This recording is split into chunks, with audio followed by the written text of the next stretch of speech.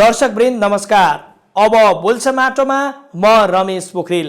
युवा देशको जग नै हो भन्दा फरक नपर्ला। हरेक देशका ठुला ठुला परिवर्तनहरू युवाबाट नै सम्भव भएको छ। आज केही देशहरूमा युवा नै प्रधानमन्त्री भएर देश हाँकिसकेका छन्। किन चुपचाप भएर उमेर ढल्किसकेको नेतृत्व हेरेर मात्र बस्न बाध्य छन्? युवा साँच्चै नेतृत्व सही बाटोमा हिँडाउन बुद्धि त चाहिन्छ नै, बल पनि उत्तिकै चाहिन्छ। बुढो भएपछि मात्र नेतृत्वमा पुग्ने हाम्रो देशको संस्कार अब कहिले हटाउने? युवा हो, अब युवाले नै देशको नेतृत्व गर्ने मिल्ने संस्कारको सुरुवात गर्नै पर्छ। रेल सिगान पुछेर घरमा आराम गर्ने बेलामा मेरो पालो हो अनि त्यसको अनि उसको भनी संस्कारलाई हटाएर अब एकपटक युवाबाटै पालो राख्ने हो भने सबैको पालो युवा अवस्थामै आउँछ। देशले केही बाटो देख्ला कि नत्र केही हुनेवाला जस्तो देखिँदैन। एउटा व्यवस्था आउँछ, नेतृत्व बुढैको, अर्को आउँछ फेरि बुढैको, अनि म यति वर्ष जेल बसेर यहाँ आइपुगेँ भन्यो, अर्कोले मैले त्यत्रो आन्दोलन गरेर आएको भनेर देश विकास भन्दा पनि यी विषयहरू सम्झेर बस्ने काम मात्रै भयो। होइन, काम गर्नु पर्यो भनेर सोचिहाले पनि बुढेसकालमा कति नै आउँछ र शक्ति। मिटिङमा जाँदा पनि अरूको सहायता लिएर जानुपर्ने, मिटिङमा सहभागी हुँदा पनि ठुलै काम भए जस्तो लाग्ने। यो तपाईँहरूको गल्ती होइन, यो तपाईँको उमेरको हो। त्यसैले अब ढिला नगरी युवालाई देशको जिम्मा लगाइदिउँ। तपाईँहरू आराम गर्नुहोस्। अब तपाईँहरूले म मात्रै होइन, देशको लागि थोरै भए पनि सोचिदिनुहोस्। अब यो देशको लागि यो समयको माग अनुसार नयाँ युवाहरूलाई सोच्न देऊ। युवाहरूको खोजी गरौँ। हरेक क्षेत्र र विषयहरू परिवर्तन भएका छन्। अब राजनीतिमा पनि केही परिवर्तन खोजौँ। खोजी यो देशको राष्ट्र सेवकको। अब बोल्छ माटोमा हुनुहुन्छ नेकपाका युवा नेता वचन बहादुर सिंह। तपाईलाई कार्यक्रममा स्वागत छ। धन्यवाद। तपाईको यो आफैमा गौरवान्वित, आफैमा तपाईको स्टुडियोमा प्रवेश गर्दा रगत उम्लिने खालको शब्द जो अब बोल्छ माटो, यो कार्यक्रम मार्फत हामी र हाम्रो चाहिँ यो संवादलाई सुनिरहनुहुने देश तथा विदेशमा रहनुहुने सम्पूर्ण आमा बुवा दाजुभाइ दिदीबहिनीहरूमा तपाईहरूको यो लोकप्रिय यो टेलिभिजन मार्फत म अभिवादन नमस्ते सुनाउन चाहन्छु। धन्यवाद। एउटा देशको माटोको लागि युवा के हो तपाईको विचारमा? खासमा यसलाई दुईटा ढङ्गले व्याख्या गरौँ। एउटा देशको लागि युवा के हो भन्दा युवा देशको भविष्य हो, युवा देशको कर्णधार हो, युवा यो देशको चाहिँ वर्तमान मात्र होइन यसको भविष्य नै हो।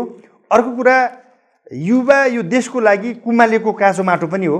युवाले आन्दोलनमा मात्रै लाग्नुपर्छ, युवाले आन्दोलन नै गर्नुपर्छ। तपाईँले अहिले भर्खरै भन्नुभयो युवा भनेको एउटा कुमालेको काँचो माटो हो। युवालाई एउटा सही बाटो देखाएर एउटा सही काम गर्न सक्ने एउटा वातावरणको सिर्जना गर्न सकिँदैन? होइन, युवालाई सही बाटोमा लानको निम्ति युवाहरूले चाहिँ आन्दोलन मात्रै होइन, हामी चाहिँ अहिले जस्तै तपाईँ मान्नुहोस् नेपालमा पुष्पलाल श्रेष्ठ होइन, तपाईँको चाहिँ नि मनमोहन अधिकारी, बिपी गणेशमान, कृष्ण प्रसाद भट्टराई, मदन कुमार भण्डारी, प्रधानमन्त्री तपाईँ केपी शर्मा ओली, पुष्पकमल दाहाल प्रचण्ड, माधव नेपाल, झलनाथ खनाल, शेरबहादुर देउबा, रामचन्द्र पौडेल, उहाँहरूले पनि यो विभिन्न खालका चाहिँ यो मुलुकको परिवर्तनको निम्ति उहाँहरूको तत्कालीन भूमिका उहाँहरू युवा नै हुनुहुन्थ्यो।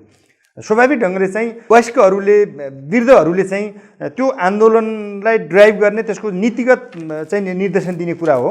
र फ्रन्ट साइडमा गएर फिल्डमा गएर चाहिँ फिल्डको कमान्डिङ चाहिँ र फिल्डमा चाहिँ हरेक खालका चाहिँ चुनौतीको सामना गर्न सक्ने क्षमता, योग्यता, त्यो क्रियाशीलता, त्यो दक्षता कसले राख्छ त भन्दा त्यो युवाहरूले नै राख्छ। तपाईँले युवा भएकै नाताले देशको लागि के गर्नुभएको छ? मलाई सबभन्दा गौरव त तपाईँको चाहिँ नि 240 वर्षदेखि नेपाली जनतालाई दास र रहिती बनाउने नेपालको राष्ट्र संस्थाका तख्ता पल्टाइयो, त्यो आन्दोलनमा तपाईँको चाहिँ गोली खाइयो, त्यो आन्दोलनमा चाहिँ जेल परियो, त्यो आन्दोलनमा विद्यार्थीहरूको बिचमा युवा युवाहरूको बिचमा चाहिँ यो मुभमेन्ट ल्याउनुको निम्ति सङ्घीय लोकतान्त्रिक गणतन्त्र व्यवस्था ल्याउनुको निम्ति हाम्रो जेनेरेसनका युवाले जे भूमिका खेल्यौँ त्यसमा चाहिँ म गौरवान्वित ठान्छु आफूलाई। हजुर, तपाईँले त्यत्रो ठुलो भूमिका खेलेर यत्रो एउटा गणतन्त्र ल्याउनु भयो। अब अहिलेको अवस्था, अहिलेको राजनीति के छ? तपाईँहरूले त्यति बेला जुन सोच्नुभयो त्यो र अहिलेको यो अवस्था ठिकै तरिकाले अगाडि बढे जस्तो लाग्छ तपाईँलाई? व्यवस्था त ठिकै तरिकाले अगाडि बढिरहेछ। व्यवस्थाले त कुनै चिजलाई चाहिँ बाधा अवरोध गरेकै छैन नि। व्यवस्था त राम्रै ढङ्गले चलिरहेको छ। साँच्चै भन्दा अहिले तपाईँ चाहिँ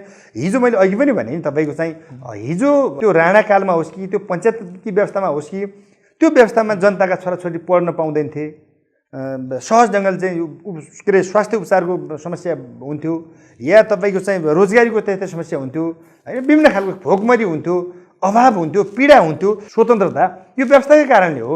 त्यसमा यो व्यवस्था सही ढङ्गले चलिरहेको छ। यो अत्यन्तै राम्रो व्यवस्था भनेर हजुरले भनिरहँदा तपाईँ एउटा युवा भएको नाताले अहिलेको खिचातानी जो छ नि सरकारमा, यो अवस्थालाई तपाईँले कसरी हेर्नुभएको छ? जे अपेक्षा सहितको जे आन्दोलनमा सहभागी भएका थिए त्यो कुराभन्दा बाहिर अहिले हाम्रा नेताहरू आफू निकट या आफ्ना अरौटे भरौटे या आफूले रोजेको प्यादालाई पद दिन नपाएको कारण यो खिचातानी हो। यो साँच्चै भन्दा यो निन्दनीय छ, यो खेदजनक छ। यो खिचातानी खेदजनक छ। साँच्चै भन्दा जनताले 5 वर्षको निम्ति सम्माननीय प्रधानमन्त्री केपी शर्मा ओलीलाई 5 वर्ष यो सरकारको नेतृत्व गर र यो मुलुकका जनताहरूका सबै खालका समस्याहरूलाई समाधान गर्नुहोस् भनेर म्यान्डेट दिइसकेपछि 5 वर्ष सम्माननीय प्रधानमन्त्री केपी शर्मा ओलीलाई नै काम गर्न दिनु पर्थ्यो नि हाम्रै पार्टीका नेताहरूले। तर त्यो दिएन। त्यो किन दिएन त भन्दा अहिले जो हाम्रो पार्टीको सचिवालयमा बस्नुभएको नेता कमरेडहरू हुनुहुन्छ उहाँहरू हिजो कुनै न कुनै पार्टीको चाहिँ फर्स्ट म्यान भइसक्नु भएको, प्रधानमन्त्री भइसक्नु भएको, उप प्रधानमन्त्री भइसक्नु भएको, त्यो स्वाद चाख्नु भएको। अहिले त्यो स्वाद चाहिँ उहाँहरूले चाहिँ त्यो स्वादको चाहिँ त्यो अमिलोपन चाहिँ अहिले पनि हामीले चाहिँ यो गुलियो खान पाएनौँ भनेर उहाँहरू तपाईँ साँच्चै भन्दा उहाँहरू राति बिस्तारामा सपना देख्दा पनि सिंहदरबारको प्रधानमन्त्री कुर्सीमा बसेको सपना देख्न थाल्ने टेन्डेन्सी यो गलत टेन्डेन्सी हो। साँच्चै भन्दा अहिलेको तपाईँहरूको लोकप्रिय टेलिभिजन मार्फत भन्न चाहन्छु, हाम्रो पार्टीका नेता कमरेडहरूलाई भन्छौँ, अरू पार्टीमा जान चाहन्न। हाम्रो पार्टीका नेता जो अहिले पदको निम्ति लडिरहनु भएको छ, कुनै दर्शनको निम्ति होइन, कुनै विचारको निम्ति होइन, कलज चाहिँ देखिरहेछ, आन्तरिक कलज चाहिँ देखिरहेछ। यो चाहिँ यो जनताले यसलाई सही ढङ्गले र पचाउने ठाउँमा छैन। युवाहरूले पचाउने कुरा त हुनै सक्दैन हो। तपाईँको विचारमा युवाहरूले पचाउने त कुनै कुरै छैन भन्नुभयो, त्यो पचाउन पनि सक्ने अवस्था छैन। यो अवस्थाको सिर्जना आउनुमा कसको भूमिका जस्तो लाग्छ तपाईँलाई? प्रचण्ड, केपी? होइन, मैले पात्र मैले प्रवृत्तिको कुरा गरेँ। तपाईँले मेरो कुरा बुझ्नु भएन। प्रचण्ड कमरेड होइन, सुन्नु मैले त्यो मात्रै भन्ने, मैले यो प्रवृत्ति भने के मैले भने नि पात्र केपी कमरेड या प्रचण्ड कमरेड या माधव कमरेड या झलनाथ कमरेड म त्यतातिर गइन। प्रवृत्ति उहाँहरूले हिजो पाइसकेका कुनै तपाईँले मान्नुहोस् एउटा पार्टीको मुखिया भइसक्नु भयो उहाँहरू। हिजो अहिलेको सचिवालय रहेका 3 जना बाहेक अरू सबै पार्टीको फर्स्ट ह्यान्ड भइसक्नु भयो क्या। तपाईँ मान्नु न 47 सालदेखि 77 सालसम्म पार्टीको अध्यक्ष भइरहनु भएको छ प्रचण्ड कमरेड। संसारमा त्यस्तो कहीँ देख्नु भएको छ लिडरसिपमा? हुन्छ त्यस्तो कहीँ? माधव कुमार नेपाल कमरेड चाहिँ 15 वर्ष पार्टीमा आएपछि हुनु भयो होइन? झलनाथ खनाल कमरेड चाहिँ 2-2 यो पार्टी फर्स्ट ह्यान्ड भयो होइन? नारायण श्रेष्ठ एउटा अर्को कुनै पार्टीको फर्स्ट ह्यान्ड हुनु भयो होइन? वामदेव कमरेड हिजो कुनै अर्को पार्टीको फर्स्ट ह्यान्ड हुनु भयो होइन? हो नि उहाँहरू हो। त्यसो भएको हुनाले उहाँहरूले चाहिँ त्यो हिजोको त्यो चाहिँ त्यो स्वाद उहाँहरूलाई भएको हुनाले अहिले उहाँहरू अब यसको मैले स्वाद कुर्सीको लागि मात्रै अरू केही पनि होइन, अरू केही होइन, त्यो केही पनि होइन। यसले गर्दा लोक हाँस्दैछ। त्यो के लागेको कारण तपाईँको विचारमा हेर्दा राजतन्त्र र गणतन्त्रमा फरक कहाँनिर रह्यो त? त्यो त राजतन्त्र कुर्सीकै लागि कुर्सीमै बसिरहेको थिए होइन। अब अहिले गणतन्त्र पनि उहाँहरू कुर्सीमै लड्ने फरक जनताले एउटा फरक एउटा चाहिँ लए एउटा महसुस कसरी गर्न सके त? व्यवस्थासँग त्यो परिवर्तन भए कुर्सी एउटै, त्यो निरङ्कुश, त्यो बर्बर, त्यो जहानिया व्यवस्था र सङ्घीय लोकतान्त्रिक गणतन्त्र व्यवस्थाको तुलनै हुँदैन, तुलनै गर्न मिल्दैन। राजतन्त्र या गणतन्त्र तुलनै नहुने कुरा हो क्या सर। यो तुलनै नहुने कुरा। औँसीको अँधेरी रात र पूर्णिमाको के अरे चन्द्रमाको रात एउटै तुलना गर्नै मिल्दैन क्या। सङ्घीय लोकतान्त्रिक गणतन्त्र भनेको चाहिँ भरिपूर्ण चन्द्रमाको पूर्णिमाको रात हो। राजतन्त्र भनेको अँध्यारी रात हो क्या, अँध्यारी रात हो। त्यसो हुँदा सङ्घीय लोकतान्त्रिक गणतन्त्र र चाहिँ के अरे राजतन्त्रको तुलना व्यवस्थाको तुलना नगरौँ। तर लिडरसिपहरूमा त्यो हाम्रो पार्टीमा मात्रै होइन, सबै नेपालका सबै राजनीतिक दलहरूको नेताहरूमा के देखिरहेको छ भने मै खाउँ, मै लाउँ, मै गरौँ, सुख सबैलाई बा भन्ने प्रवृत्ति, या मैले सकेन भने मेराले गरून्, मेरो आफन्त, मेरो इष्टमित्र, नाम मेरो मात्रै नातागोता, यस राम भनेर भयो, रामको जस्तो काम हुन सक्यो। हो यो हैन त, हजुरको होइन, बुझाइमा। अहिलेको लिडरसिपहरूमा कुनै गरिबको प्रचण्ड कमलले तपाईँ मान्नु नि त, तपाईँले अघि भन्नुभयो प्रचण्ड कमलले, मैले अघि भने अरू कुरा छोड्नु जनयुद्धमा बेपत्ता भएका परिवारका निम्ति केपी ओलीले यो कुरा मानेन भनेर काहीँ बोलेको सुन्नु भएको छ? या के अरे शहीद भएकाहरूको चाहिँ को निम्ति यो प्याकेज ल्याउँ, शहीद भएका परिवारलाई यस्तो व्यवस्था गरौँ भनेर मानेन भनेर काहीँ केपी ओलीले मानेन भनेर भन्नुभएको छ? या प्रचण्ड कमलले चाहिँ तपाईँ अहिले पनि शरीरमा चाहिँ गोली बोकेर या आफ्नो शरीरको एउटा अङ्ग गुमाएर बस्नु भएको छ, उहाँहरूलाई यस्तो प्याकेज ल्याउँ तर यो केपी ओली सरकारले मानेन भनेर भन्नुभएको छ? छैन नि। उहाँलाई चिन्ता कसको छ? उहाँका घरबेटीको चिन्ता छ। उहाँलाई चिन्ता कसको छ? उहाँले चाहिँ उहाँको चाहिँ अन्य कुनै चाहिँ त्यो हुन्डीमा पैसा ल्याउने व्यापारीको चिन्ता छ। उहाँलाई चिन्ता कसको छ? अन्य माफियाहरूको चाहिँ भनेको यस्ता खालको अन्य पार्टी नेताहरू अरूको पनि होला या विपक्षी दलहरूको पनि होला, त्यो छ त्यस्तो खालको। तर नेताहरूले के बुझ्नु पर्थ्यो भन्दा जसले यो व्यवस्थाका निम्ति चाहिँ आफ्नो ज्यानको आहुति दिए, जसको खुनका रगतका टाँटाहरू अहिले पानी आयो 10औं वर्ष 12औं वर्ष भयो होला त्यो मेटेर, तर उसले बगायो धरतीको निम्ति बगाएको रगतका टाँटाहरू अहिले पनि मेटेका छैनन्। भौतिक शरीर जलाउँदा खरानी भयो होला, के अरे माटोमा गाड्दा चाहिँ माटोमा परिणत भएको होला, तर उसले जे यो व्यवस्थाको निम्ति जे अपेक्षा गरेको थियो नि, यो व्यवस्थाको निम्ति जे अपेक्षा गरेको थियो नि, जे लक्ष्य लिएको थियो त्यो पुरा हुन सकिरहेको छैन। अब गणतन्त्र भन्दा पनि माथि के होला तपाईँको विचारमा? गणतन्त्र भन्दा माथि आउँदा त्यो त साम्य होइन, समाज त्यो त व्यक्तिहरूले चाहिँ तपाईँले भने अनुसारै एउटा न्याय, एउटा सही किसिमको एउटा जीवनशैली हुन सक्ला। गणतन्त्र पछि त अब समाजवाद एउटा ठाउँ जाने, साम्यवाद एउटा चिज होला, तर कुरा के होइन, म तपाईँले एउटा चाहिँ के भन्छु भने, तर नेताहरूले को प्रवृत्ति जे गलत ढङ्गले चाहिँ अगाडि बढ्दैछ नि होइन, नेताहरूको प्रवृत्तिको कुरा गरेर मैले व्यवस्थालाई भनिरहेको थिएँ, नेताहरू क्या लिडर क्या भने क्या। CBM College of Business Management provides students with excellent faculty of teachers, study methodology, and practical, real-world problem-solving skill sets, helping students in better career selection and expertise. But here at CBM, we focus on taking knowledge beyond books and libraries, technology beyond computer labs, and providing students with skills to do wonders in life. We believe that students should not be confined within their classrooms in order to learn. Moreover, in these difficult times, we want to reach out, connect with, and help students with innovative and empowering education. And even though interaction has been limited because of the pandemic, we strive to provide the best learning experience to our students in online classes, seminars, chats, and conferences. Our students are our assets. Connect with us, join us, and grow with us. CBM College of Business Management, transforming education.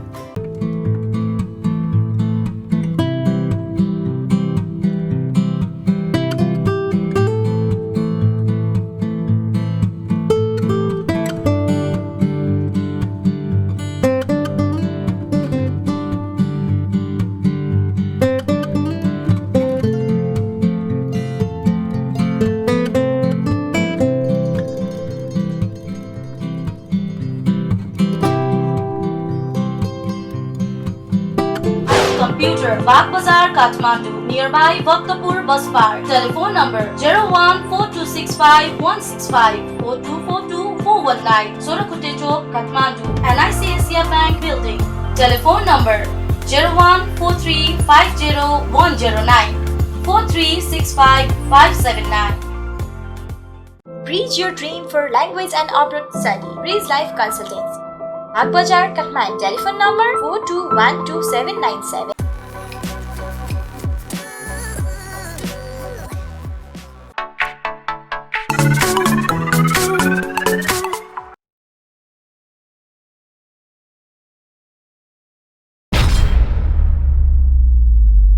जुनसुकै ठाउँमा पनि तपाईँको भ्रष्टाचार छ, जताततै कुनै पनि क्षेत्र अछुतो हुन सकेकै छैन। यो विषयमा नेकपाका युवाहरूले किन आवाज उठाउँदैन? होइन, अब भ्रष्टाचार चाहिँ जतासुकै छ, भ्रष्टाचार चाहिँ शून्यमा छ म भन्दिनँ, भ्रष्टाचार भएको छ। तर अन्य विगतका सरकारहरूको तुलनामा अहिलेको सरकारको पालामा कम भ्रष्टाचार भएको छ। ट्रान्सपेरेन्सी इन्टरनेसनलले एउटा सार्वजनिक गरेको त्यो चाहिँ मत सर्वे, हेमराज रेग्मी, उहाँ आफै काङ्ग्रेस महासमिति सदस्य होइन, नेपाली काङ्ग्रेसको। उहाँले गरेको कुरा उहाँले ल्याएका पात्र को त्यो तपाईँहरू देखिरहनु भएको छ तर कुरा के होइन भने विगतमा मैले नेपालको तुलना गर्दा विश्वको तपाईँ भ्रष्टाचार सूचाङ्कमा अहिलेको नेपालमा धेरै सुधार छ तर म डेटामा गइन नेपालको बजेट कहाँ गएको छ विकास भएको छैन भन्ने कुरा कसरी भन्नु तपाईँ अहिले मात्रै तपाईँ चाहिँ यो सरकारको पालामा 300 भन्दा यो म अहिलेको भन्छु 300 भन्दा बढी पक्की पुल बने लगभग तपाईँको 3000 देखि 3500 किलोमिटर चाहिँ सडक कालोपत्रे भएको छ कहीँ सडकहरू खनिएका छन् हैन एउटा पार्ट स्कुलहरू तपाईँको मान्नुस् 72 सालको भुइँचालो पछि 7 लाख घर परिवारलाई चाहिँ शौचालय निर्माण भएको छ अनि तपाईँको चाहिँ अहिले पनि चाहिँ सुकुम्बासी या भूमिहीनहरूको लागि आवासहरूको निर्माण भएको छ तपाईँको चाहिँ स्कुलहरू बनेका छन् स्वास्थ्य चौकीहरू बनेका छन् हाइड्रो पावरहरू बनेका छन् पूर्व पश्चिम राजमार्गसँगको दक्षिण भागमा जोडिएका सदरमुकामका सडकहरू 6 लेन 4 लेन बनेका छन् सिँचाइको व्यवस्था त्यस्तै खालको भएको छ तर भएको छैन भने विकास नभए होइन विगतका सरकारको तुलनामा नेपालको यो विगतका सरकारको तुलनामा अहिले चाहिँ कम छ तर पार्टीभित्र घेराबन्दीले गर्दा उहाँले कामै गर्न पाउनु भने 1 वर्षदेखि त्यसपछि त कहिले कहिले के चलो कहिले के चलो काम गर्ने वातावरण भएन त्यस्तो वातावरण छैन भने हैन उहाँ त एउटा देशको एउटा प्रधानमन्त्री हुनुहुन्छ पावरमा हुनुहुन्छ मलाई यो कारणले गर्दा काम गर्न दिएन म यो गर्न चाहन्थेँ भनेर उहाँले खुलस्त भन्न किन सक्नुहुन्न गर्नुपर्ने थियो मलाई त्यो कुरा छुट छैन किनभने मैले काम गर्न पाएन भन्ने यो बिचै भन्ने हैन उहाँले त्यति बेला उहाँको चाहिँ कार्यकाल व्यक्तिहरुले मलाई काम गर्न दिएनन् भनेर जति बेला उहाँको कार्यकाल समापन हुन्छ त्यति बेला उहाँले गरेको यो सरकारमा सहभागी भएको डे 1 देखि उहाँ चाहिँ यो सरकारको कार्यकालको अन्तिमसम्म उहाँले अब मैले गरेको काम 1 2 3 4 के हो राम्रो कामको पनि समीक्षा होला गर्न पुरा भएका कामको पनि समीक्षा होला केही कर्मगत कामको पनि समीक्षा होला हैन तपाईको केही चाहिँ मैले यो गर्न चाहन्थे यसकारण मैले गर्न पाएन या गर्न सकिन भन्ने कुरा पनि होला त्यसो हुँदा उहाँले चाहिँ त्यो कुरा गर्ने कुरा त ठीक छ अहिले मैले हजुरलाई मैले एउटा प्रश्न राख्न चाहे जस्तो गाउँमा छ नि तपाईको बिहान नेकपामा प्रवेश कांग्रेसमा पहिरो गयो भनेर एउटा तपाईको न्यूज आउँछ त्यही अनुहार फेरि बेलुका कांग्रेस पुगेर नेकपामा पहिरो गयो कांग्रेसमा प्रवेश भनेर अर्को न्यूज आउँछ यो के हो यो युवाहरू गाउँ टोलमा एउटा राम्रो किसिमको एउटा काम गरेर परिवर्तन गरेर तपाईको चाहिँ जनतालाई एउटा त्यो किसिमले अगाडि बढाउने कि टीका मात्रै लाएर फलानु पार्टीमा प्रवेश गर्यो अनि उ यता आयो उ उता गयो भनेर मात्र के परिवर्तन हुन्छ त्यो त कामले प्रभाव पार्ने कि टीका लाएर प्रभाव पार्ने मेरो जेनेरेसनको पनि कमजोरी होला अहिलेको तपाईँ हाम्रो जेनेरेसनको युवाहरूलाई पार्टीमा प्रवेश गरेर टीका लाउने कुरा मात्रै त्यो बहादुरीपन होइन उसलाई हामीले बोकेको आइडियोलोजी हाम्रो सङ्गठनले लिन खोजेको नेपालको युवाहरूलाई यसकारण चाहिँ राष्ट्रिय युवा सङ्घ नेपाल समकालीन नेपाली युवाहरूको नेता सङ्गठन यसकारण हो भनेर हामीले चाहिँ उनीहरूलाई प्रशिक्षित गर्न नसक्नु हाम्रो कमजोरी अब गाउँमा तपाईँको जनताहरूले नेताहरू सबै बोल्ने मात्रै हुन् भाषण मात्रै गर्ने हुन् जस्तो धारा बनाइदिन्छु भनेर एउटा नेता जान्छ भोट लिएर आउँछ कुर्सीमा आउँछ बिर्सिन्छ अब जनताले सही व्यक्ति सही यो देशको जनताको लागि केही गर्ने सही राष्ट्रप्रेमी त्यो माटोको लागि काम गर्ने भनेर चिन्ने आधार के छ अब त्यो त विश्वास त हराइसकेको अवस्था छ अब विगतमा तपाईँले भनेको कुरा थियो त्यो स्थिति थियो मलाई लाग्छ अहिले चाहिँ वार्ड अध्यक्ष आफ्नो वडामै केन्द्रित हुनुहुन्छ गाउँपालिकाको प्रमुख या नगरपालिका प्रमुख उपप्रमुख आफ्नो त्यो नगरपालिकामै केन्द्रित हुनुहुन्छ प्रदेशका मान्य सांसदहरू र प्रदेश सरकार आफ्नो प्रदेशमै केन्द्रित छ सङ्घीय संसदका मान्यहरू चाहिँ आफ्नो निर्वाचन क्षेत्रमै केन्द्रित हुनुहुन्छ अब नीति निर्माण गर्ने ठाउँ माथि आउने कुरा एउटा पाठ हो सरकार सङ्घीय सरकार चाहिँ आफ्नो काममा कटिबद्ध छ तपाईँ दशकौँदेखि गुमेको भूभाग लिम्पियाधुरा र लिपुलेख नेपालको चाहिँ राजनीतिक र प्रशासनिक नक्सामा ल्याउने कुरा नेपाल सरकारले जे काम गर्यो हिजो मात्रै तपाईँले चाहिँ मान्नुहोस् नेपालको इतिहासमै यो एउटा स्वर्णिम अक्षरले लेख्नुपर्ने दिन हो आफ्नै स्रोत साधन आफ्नै टेक्निकल टिमले चाहिँ सगरमाथाको उचाइ नाप्ने कुरा होइन त्यसो हुँदा यो हामीले तपाईँ एक आफैमा चाहिँ स्वर्णिम खालका कामहरू यो सरकारले गरेको छ म देशलाई छुट्टै देश हो त्यहाँ छुट्टै सेना बनाउँछु छुट्टै पुलिस बनाउँछु भनेर पृथकतावादी आन्दोलन सुरु गरेको चाहिँ सिके राउतलाई मूल दार्गो राजनीति भनेको यो सरकारले जनप्रतिनिधिहरू त आखिर सामान्य प्रधानमन्त्री केपी शर्मा ओली हुन् या तपाईँ एउटा वडाको वडा सदस्य हो सबै जनप्रतिनिधि हो नि उहाँहरू यो माटोप्रति जनताप्रति चाहिँ कटिबद्ध रूपमा काम गरिरहेछ बेरोजगारहरू नेपालमा धेरै छ सबै आज चाहिँ तपाईँको विदेश गइरहेका छन्, गाउँका सबै तपाईँको बारीहरू सबै बाँझा छन् होइन। ती बारीहरूमा कृषकलाई विभिन्न किसिमको अनुदान भनिन्छ, एउटा सामान्य मलसम्म पुग्दैन। बेरोजगार कोष भनेर खोलिएको थियो, त्यसमा तपाईँको बजेट गएको थियो, त्यो बजेट पनि आज कहाँ गयो? त्यो के भयो? यो सरकारले गर्न खोजेको ठ्याक्कै चाहिँ के हो? प्रधानमन्त्री रोजगार कार्यक्रम चाहिँ त्यो बजेट बेरोजगार बजेट त्यो गएकै छ, सम्बन्धित निकायमा गएको छ, स्थानीय तहलाई हस्तान्तरण गरेको छ। तर तपाईँ एउटा चाहिँ के हो, तपाईँ साँच्चै भन्दा तपाईँले चाहिँ अब बेरोजगार युवाहरूलाई रोजगार दिन गर्नु चाहिँ के पर्छ भने तपाईँ यसो हेर्दा तपाईँ मैले भने नि अघि 5,98,000 युवाहरू विदेश जान्छन्। तपाईँको 74% युवाहरू चाहिँ पूर्ण रूपमा चाहिँ अदक्ष क्या, 24% युवाहरू चाहिँ अर्धदक्ष, 2% युवाहरू चाहिँ दक्ष युवा जान्छ क्या। त्यो रेमिटेन्स आउने कुरा पनि हामीले त्यो 2% दक्ष युवालाई 74% चाहिँ तपाईँको चाहिँ 74% चाहिँ त्यो दक्ष युवालाई विदेश पठाउन पायौँ भने, त्यो गयो भने पनि उसले पठाउने रेमिटेन्स पनि त्यही ढङ्गको माथि आउँथ्यो होला नि। अब हाम्रा बाँझा रहेका जमिनहरू, बाँझा रहेका खेतबारीहरू, हरियो वन नेपालको धन भनेर चिनिएको त्यो वन जङ्गलहरू कसरी सदुपयोग गर्ने, बग्दै गरेको सिँचाइ कुला नदीहरू चाहिँ कसरी यसलाई चाहिँ यसको कसरी हामीले दोहन गर्न सकिन्छ, यसलाई कसरी यसको उपयोग गर्न सकिन्छ भन्ने कुरातिर चाहिँ हामीले चाहिँ अब जानुपर्छ। व्यवसायीमूलक चाहिँ अब चाहिँ आर्थिक क्रान्तिको सुरुवात गर्नुपर्छ। त्यो भनेको के हो भने राज्यले, नेसनले एउटा चाहिँ के हो भने लगानी राज्यको श्रम युवाहरूको क्या व्यवस्था छ नि, प्राप्त पाइरहेछ जनताले। प्रधानमन्त्री रोजगार कार्यक्रम त्यो मात्रै होइन, तपाईँ ए बाबा अहिले त पुनर्कर्जाको व्यवस्था मात्र सरकारले गर्यो। यो कोभिड पछिको तपाईँको चाहिँ विदेशबाट आएका युवाहरूलाई 5 लाख, त्यो चाहिँ 10 लाख 15 लाख सर्टिफिकेट राखेर या कुनै पनि धितो नराखेर चाहिँ राज्यले चाहिँ म यो काम गर्छु भन्ने युवालाई पाइन्छ, यो पाइरहेछ नि। तपाईँ त्यो मात्रै होइन, तपाईँ राष्ट्रिय वाणिज्य नेपालका सरकारी ब्याङ्क र प्राइभेट ब्याङ्कहरूमा कतिपय ब्याङ्कहरूमा त्यो अझै युवा स्वरोजगार कोषमा गएर सोद्धा यसको प्रष्ट डेटाहरू पाउँछ। म तपाईँलाई थोरै मैले रोकेँ, जस्तो यो आर्थिक क्रान्ति भनेर भनिरहँदा अहिले युवाहरूलाई के छ भने हाम्रा कार्यकर्ताहरू को हुन्, हामीलाई भोट हाल्ने कुन हुन् भनेर त्यसको लिस्ट बनाएर तिनीहरूलाई मात्रै बाख्रा पालनको लागि, कुखुरा पालनको लागि, खेतीपातीको लागि केही रकम दिने र मैले मिलाइदिएको छु है, मलाई पनि केही हुनुपर्छ भनेर त्यसको चाहिँ मिसयुज जुन युवा नेताले गरिरहेको गाउँमा सुनिन्छ।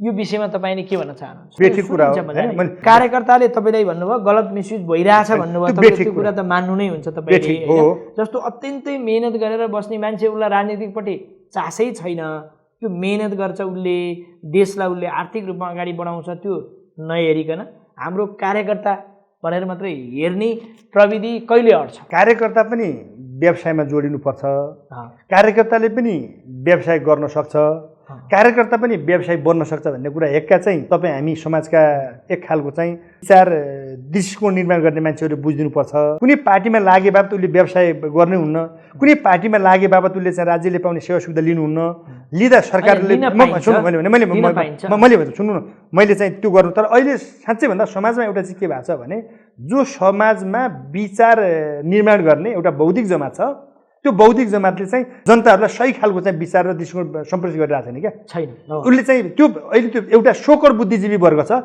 उसले नेसनलाई कसरी कमजोर पार्न सकिन्छ, सरकारलाई कसरी कमजोर पार्न सकिन्छ, यो व्यवस्थालाई व्यवस्थालाई कसरी चाहिँ समस्यामा पार्न सकिन्छ भन्ने खालको चाहिँ कन्सेप्ट भएका केही सोकर बुद्धिजीवीहरू छन् हाम्रो समाजमा। त्यो यसले गर्दा बनाउ यो यिनले गरेको दृष्टिकोणलाई चाहिँ अब तपाईँ हामी जस्ता युवाहरूले हामीले चाहिँ फिल्टर गरेर बुझ्नुपर्ने बेला भएको। गाउँघरमा किसानहरूले उत्पादन गरेको, व्यवसायले उत्पादन गरेको मार्केट कहाँ हो? उसले कमसेकम जसले उत्पादन गर्छ किसानले, जसले त्यो व्यवसायमा लाग्ने व्यवसायीले चाहिँ मार्केटको चिन्ता लिनु भएन, उसलाई चिन्ता लिन दिनु भएन कि नेसनले। राज्यले गर्ने के हो भने लगानी पनि राज्यले देओस्, जनताले काम गर्छ, पिपुलले काम गर्छ र त्यो मार्केट चाहिँ म त्यसको लिने ठाउँ चाहिँ हामी हो। जस्तै प्रत्येक स्थानीय तहमा एउटा चाहिँ तपाईँको चाहिँ त्यो के अरे गोदाम होइन, ठुलो सहकारी त्यहाँको नगरपालिका स्थानीय गाउँपालिकाहरूले खरिद गर्ने ल्याएको कुरा चाहिँ त्यही अत्यन्तै राम्रा छन्। मेरो तपाईँ आफै सरकारको एउटा कार्यकर्ता हुनुहुन्छ, यी विषयवस्तुहरूलाई तपाईँले उठाउनु भयो। राज्यले प्लानै बनाएको छ त भने क्या, राज्य यही बाटोमा गइरहेछ, सरकार यही बाटोमा गइरहेछ। स्थानीय तहहरू तपाईँ मान्नु 396वटा अस्ति 500 देखि 1500 हस्पिटल एकमुष्ट उद्घाटन गरेन, राज्यले हामी गर्छौँ है भनिरहेछ क्या। सरकार त्यो काममा लागि पनि रहेछ। विदेशिएका युवाहरूलाई नेपालमै एउटा सिप र क्षमताको विकास गराउनुपर्छ र यही हाम्रो माटोलाई एउटा उर्वर बनाउनुपर्छ। पहाडको माटो, तराईको माटो, होइन, हिमाली माटो भनेर तपाईँले सरकारलाई के सुझाव दिन चाहनुहुन्छ तपाईँ एउटा युवाको नाताले? सरकारले पहिलो कुरा त के हो भने लगानी मैत्री वातावरण गर्नुपर्छ, होइन। नेपालका मात्र युवा होइन, संसारका जुनसुकै विकसित मुलुकका युवाहरूलाई पनि नेपालमा आएर चाहिँ लगानी गर्ने वातावरण गर्नुपर्छ, पहिलो कुरा। दोस्रो कुरा, सरकारले तपाईँको चाहिँ नि हामी यो काम गर्छौँ, यस्तो चाहिँ व्यवसाय गर्न चाहन्छौँ, सिपमूलक युवाहरू छन्, त्यो कुनै त्यो दक्ष छैन। त्यसो हुँदा राज्यले सके कुनै युवालाई विदेश पठाएर त्यो विषयमा सिप सिकाएर ल्याएर उसले चाहिँ भोलि यहाँ नेपालमा टेन्डरको विकास गरोस्, होइन कुनै विकसित मुलुकका त्यो मुलुकका के काम गर्ने, के काम गर्ने, होइन, त्यो ठाउँको चाहिँ विकसित के अरे त्यो टेन्डर मान्छेलाई ल्याएर त्यो काम पनि गर्छ, एउटा फ्याक्ट्रीमा काम पनि गर्छ, त्यहाँ काम पनि सिकाउँछ क्या। तपाईँको यस्तो राम्रो सोच छ, यस्तो राम्रो विचार छ, तपाईँहरू जस्तो यति अत्यन्तै राम्रो सोच विचार भएका युवाहरूले नेतृत्व कहिले लिने? युवाहरूलाई नेतृत्व दिनका लागि अहिलेका नेतृत्वहरू चाहँदैनन्। तपाईँको अहिलेको जो लिडरसिप सबै पार्टीको, होइन, त्यो हाम्रो पार्टी या अन्य पार्टीहरूको लिडरसिप जसले यो व्यवस्थालाई यहाँसम्म ल्याए, होइन, राणाका विरुद्धमा, पञ्चायतका विरुद्धमा, राजाका विरुद्धमा चाहिँ विभिन्न खालका आन्दोलनको ज्याद छेडे, होइन, यहाँसम्म पुर्याउने कुरामा उहाँहरूले गर्नुभएको योगदानलाई हामीले चाहिँ सम्मानै गर्नुपर्छ, उच्च सम्मान गर्नुपर्छ, होइन। तर अहिलेको अब चाहिँ अहिलेको बेला के हो त भन्दा यो त 21औं शताब्दी हो, कम्प्युटर युग, सञ्चारको युगका युवाहरू, होइन। त्यसो हुँदा अब चाहिँ के हो भने एउटा उमेरका कारणले मात्रै होइन क्या, मैले भनेको उमेरका चेतनाका कारणले पनि, होइन, हरेक हिसाबले पनि अब तपाईँको चाहिँ के हो भने अब नेपालमा रहेको लिडरसिप एकचोटि प्रधानमन्त्री भइसकेको मान्छे दोस्रोचोटि प्रधानमन्त्री नहुने, जस्तो यति एजदेखि यति एजसम्म एज मात्रै होइन, एज एउटा त्यो पनि मिल्छ, होइन, एज बार पनि लाउन मिल्छ। तर एज बार लाउने मात्रै होइन, एज बारको साथसाथै एउटा पदमा कतिचोटि बस्छ तपाईँ मान्नुहोस्। युरोपमा, अमेरिकामा, छिमेकी चीनमा हेरौँ, विश्वका कति विकसित मुलुकहरूमा हेरौँ, आजभन्दा 10 वर्ष पहिला पावरमा रहेको नेता अहिले पनि पावरमा देख्नु भएको छैन नि, छैन नि त। तर नेपालमा पटक पटक 5 पटक प्रधानमन्त्री भइसकेको शेरबहादुरलाई फेरि प्रधानमन्त्री चाहियो अरे क्या, के का लागि? यही हाम्रै पार्टीका पनि एकचोटि दुईचोटि प्रधानमन्त्री भइसकेका नेताहरूलाई किन फेरि प्रधानमन्त्री चाहियो क्या? त्यसो हुँदा अब के गर्नुपर्छ भने यो परिवर्तन कहिले? म त्यही भन्दैछु। अब यो व्यवस्थालाई यहाँसम्म ल्याउनुको निम्ति नेताहरूले गर्नुभएको कार्यको उच्च सम्मान गर्नुपर्छ। अब जबरजस्त रूपमा अब तपाईँहरूले विश्राम लिनुहोस्, तपाईँहरू अभिभावकको भूमिका निर्वाह गर्नुहोस्। अब पार्टी या राज्य सत्ता सञ्चालन गर्ने जिम्मा अब युवाहरूलाई दिनुहोस् भनेर चाहिँ हरेक पार्टीभित्रका युवाहरूले अब पुरानो पुस्ताको नेताहरूलाई चाहिँ प्रेसर दिने बेला हो यो।